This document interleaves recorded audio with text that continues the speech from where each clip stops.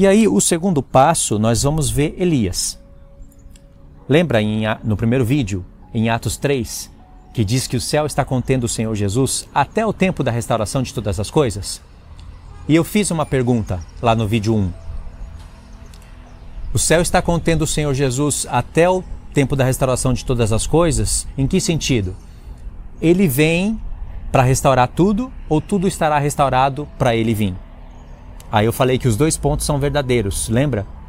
Talvez eu não tenha explicado isso com todos os detalhes no primeiro vídeo. Mas nesse vídeo aqui fica mais fácil para entender isso, né? Porque o Senhor Jesus vai vir e vai ter que restaurar um monte de coisas junto com a sua igreja. Ele não faz nada sozinho, embora ele pudesse. Ele tem um corpo e ele trabalha com o corpo dele. Assim como o corpo, a cabeça e o corpo trabalham juntos. E ele vai ser o cabeça de tudo, né? Então, a terra vai estar assolada. Os terremotos vão assolar todas as nações.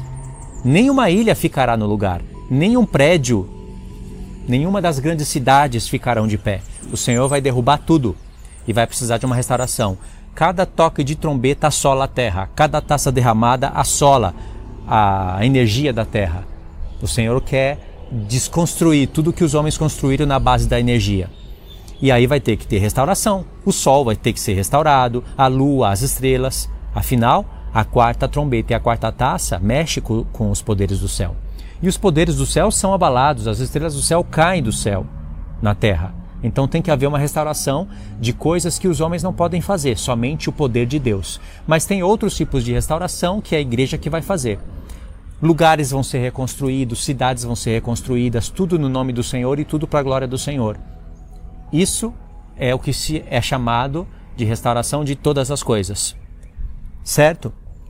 Ok, expliquei aqui em poucas palavras, certo? Aí entra a parte interessante, que é a parte de Elias. Porque a parte de restaurar todas as coisas está envolvida com o nome de Elias. E quando se fala de Elias, a gente lembra de João Batista, né? Tem um mistério entre esses dois homens. Vou ler aqui alguns textos e explicar para vocês. Vamos ler aqui Malaquias 4, do 1 ao 6, que vai aparecer os dois profetas. Olha só.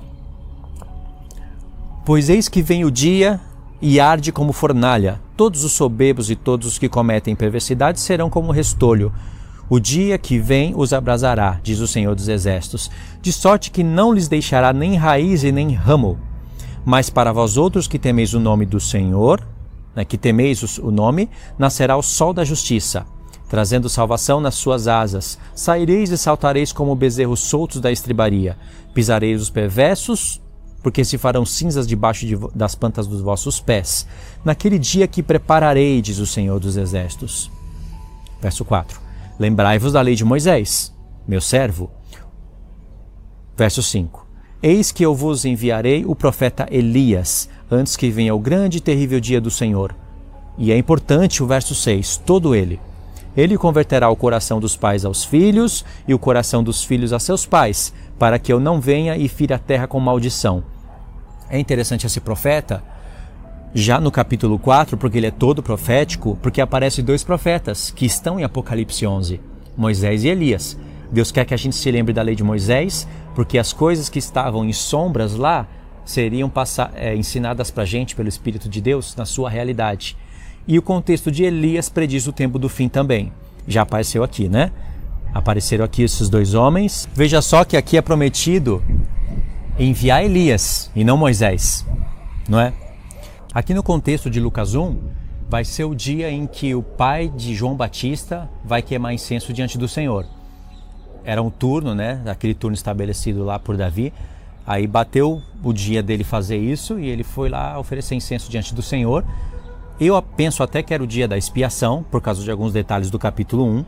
Mas seja como for, foi o dia dele e nesse dia ele vai receber a notícia de que vai nascer um filho para ele. E ali tem o contexto todo que vocês conhecem, né? O que vai acontecer com Zacarias, que é o pai de João Batista. Mas vamos ler aqui a parte mais importante, que é a parte que vai se encaixar com o vídeo, né? Verso 13. Disse-lhe, porém, o anjo: Zacarias, não temas, porque a tua oração foi ouvida, e Isabel, tua mulher, te dará à luz a um filho, a quem darás o nome de João. Em ti haverá prazer e alegria, e muitos se regozijarão com o seu nascimento, pois ele será grande diante do Senhor. Não beberá vinho, nem bebida forte, e será cheio do Espírito Santo já desde o ventre materno. Olha o verso 16, que importante. Ele converterá muitos dos filhos de Israel ao Senhor seu Deus, e irá diante do Senhor no espírito e poder de Elias, para converter o coração dos pais aos filhos e converter os desobedientes à prudência dos justos e habilitar para o Senhor um povo preparado. Irmãos, olha que importante essa profecia. Ele veio no espírito e poder de Elias, João Batista. Mas pode ver que algumas coisas que estão aqui não se completam na vida de João Batista. João Batista habilitou um povo preparado para o Senhor, como diz aqui? Se João Batista tivesse restaurado todas as coisas e habilitado um povo preparado para o Senhor, não precisava nem da pregação dos apóstolos. Vê como Elias tem que vir de fato? E o Senhor mandou um exemplo para João Batista. Agora, tem alguns textos que parecem contradizer. Eu vou ler aqui para vocês.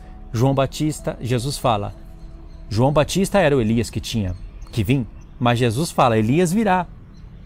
Parece que o Senhor está se contradizendo. Por que ele está falando assim? E Jesus fala, João Batista era o Elias. Aí perguntam para João Batista, você é o Elias? Ele fala, não. E aí, está um contra o outro? Tanto Jesus como João Batista sabia o que haveria de acontecer no futuro. Jesus está ensinando uma porção de uma revelação e João Batista está querendo dar outra porção da revelação. Como assim? Irmãos, pensa. A Escritura não pode se contradizer. João Batista falou que ele não era o Elias. Mas se perguntasse para ele, você veio no poder e no espírito de Elias? Ele iria falar sim. Mas ele não era o Elias. Ele respondeu a pergunta, você é o Elias? Ele ressuscitou, reencarnou, como Herodes pensava? Ele disse, não sou o Elias. Jesus disse, ele era o Elias que estava para vir. Mas no mesmo contexto, na mesma frase praticamente, Jesus disse, Elias virá e restaurará todas as coisas. João Batista restaurou todas as coisas? Não. Ele habilitou um povo preparado para o Senhor? Não. Quem fará isso são as duas testemunhas. Por que a Escritura fez essa jogada, essa profecia enigmática? Porque no tempo de Jesus, a terra estava corrompida. O povo estava corrompido, mas não como hoje. Hoje, sei lá quantas vezes mais a terra está corrompida. Olha, hoje tem internet, tem esse mundo todo construído, cheio de abominações diante do Senhor. Não pensa que o Senhor se agrada dessas coisas aqui, que Ele não se agrada. Enquanto as nações edificam prédios, estradas, instrumentos de guerra, hoje a guerra é feita de maneira diferente. As nações trabalham dia após dia, 24 horas, pensando em guerras, caso você não saiba. É um mundo totalmente pervertido, muito mais do que naquela época. Naquela época o Senhor enviou um exemplo, João Batista, mas para a nossa época ele vai enviar muitos exemplos, porque o pecado é muito grande, a corrupção é bem maior. Então ele vai enviar muitos homens no espírito e poder de Elias e ainda mais escolheu um parceiro, Moisés. Além do mais, ele vai enviar muitos no espírito e poder de Moisés, que está lá nas duas testemunhas, que não são apenas dois profetas, são homens que têm azeite de ouro e que alimenta toda a menorá. É por causa da proporção do pecado, o Senhor aumenta a dose. Agora vai ter muitos homens como João Batista e muitos como Moisés.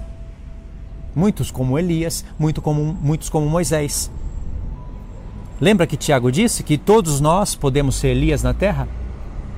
Aí você pode dizer, não lembro disso não. Não, ele diz que Elias era homem semelhante a nós. E orou e a terra parou. O céu parou de dar chuva durante 3 anos e meio. As duas testemunhas têm poder para fazer parar de chover durante 3 anos e meio. Seria coincidência? E no mesmo contexto ele está falando da vinda do Senhor e de chuva serôdia? Tiago sabia do que estava falando, irmãos. Sabia muito mais do que você pensa que ele sabe.